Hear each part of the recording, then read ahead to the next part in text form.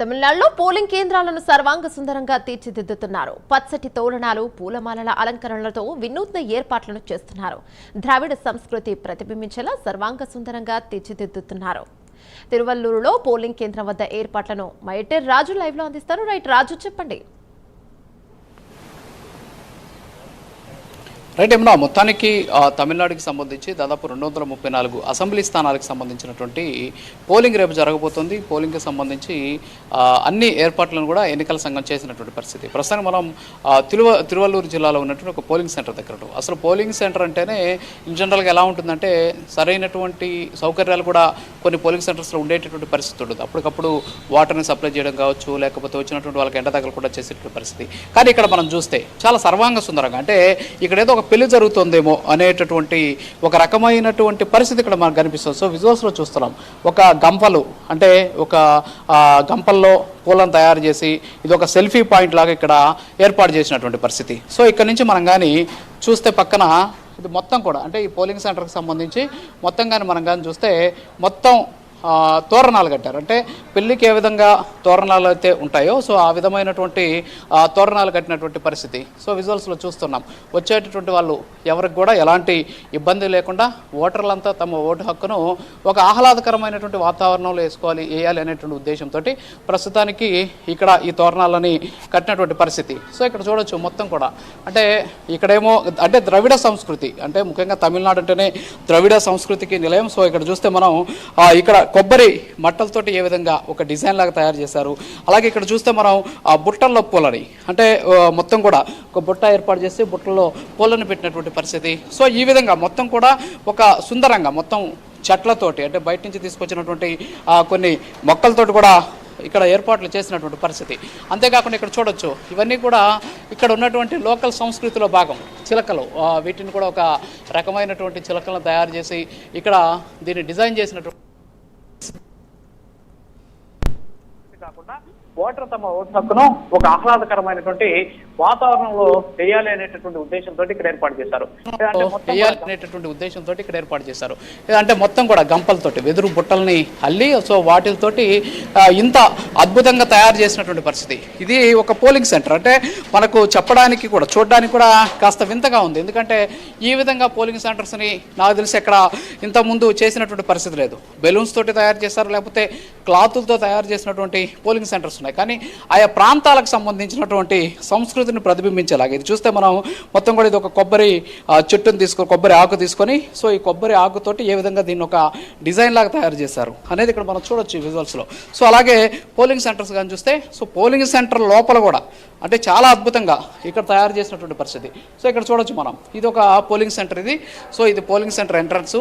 So ఎంట్రన్స్లో ఇక్కడ మనం కానీ చూసినట్లయితే చూడొచ్చు ఇక్కడ వడ్లు. సో ఇది వడ్లు అనేది తమిళనాడుకి సంబంధించినటువంటి ఒక నేపథ్యం ఉన్నటువంటి ఒక ప్రాంతం, నెల్లి అంటాం అనమాట. సో ఆ వడ్లుతోటి ఇక్కడ ఒక తోరణం లాగా కట్టి లోపలికి ఎంటర్ అయ్యేటువంటి ప్రాంతంలో ఒక ఫ్లవర్ అటు ఇటు గార్లాండ్స్ ఏర్పాటు చేశారు. ఇక సీసీ కెమెరా, అంటే వచ్చేటటువంటి ఓటర్లకు సంబంధించి మళ్ళీ భద్రత కూడా అదే స్థాయిలో ఉండాలి కాబట్టి అక్కడ సీసీ కెమెరా ఏర్పాటు చేసిన పరిస్థితి. సో ఇక పోలింగ్ సెంటర్లోకి మనం ఎంటర్ అయితే, సో ఇక్కడ ఎంటర్ అయిన దగ్గర నుంచి కూడా కింద ఒక అద్భుతమైనటువంటి మ్యాట్ తయారు చేశారు.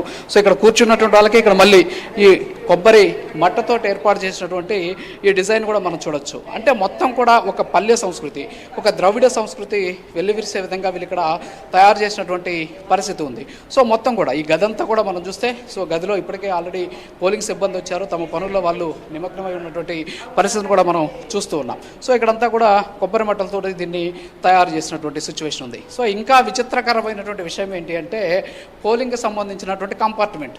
సో ఈ కంపార్ట్మెంట్ మనం చూస్తుంటాం, యాక్చువల్గా కొన్ని అట్టలతోటి ఒక బాక్స్ లాగా తయారు చేస్తారు.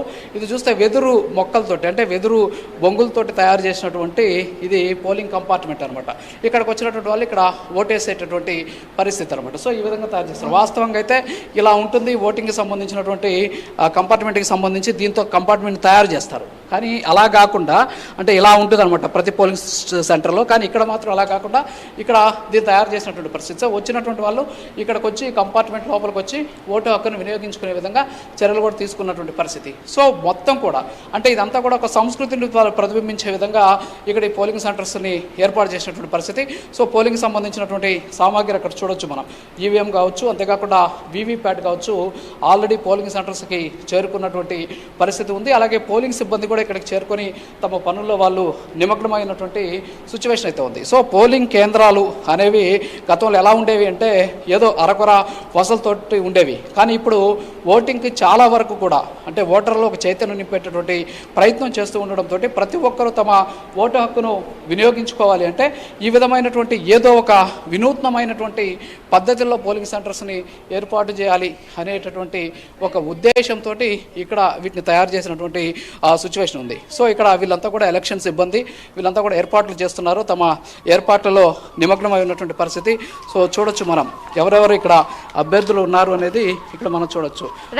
ఈ అభ్యర్థులకు సంబంధించినటువంటి పూర్తి డీటెయిల్స్ అనమాట ఇది. యమున రైట్, అంటే వేసవి తాపా నుంచి విముక్తి పొందడానికి అని చెప్పి వచ్చే ఓటర్లకు విముక్తి పొందడం కోసం అని ఇలా ఏర్పాటు చేశారని చెప్పుకోవచ్చా, లేకపోతే ఓటర్లని ఆకట్టుకునే ప్రయత్నం అని చెప్పుకోవచ్చా, ఎలా అని చెప్పుకోవచ్చు?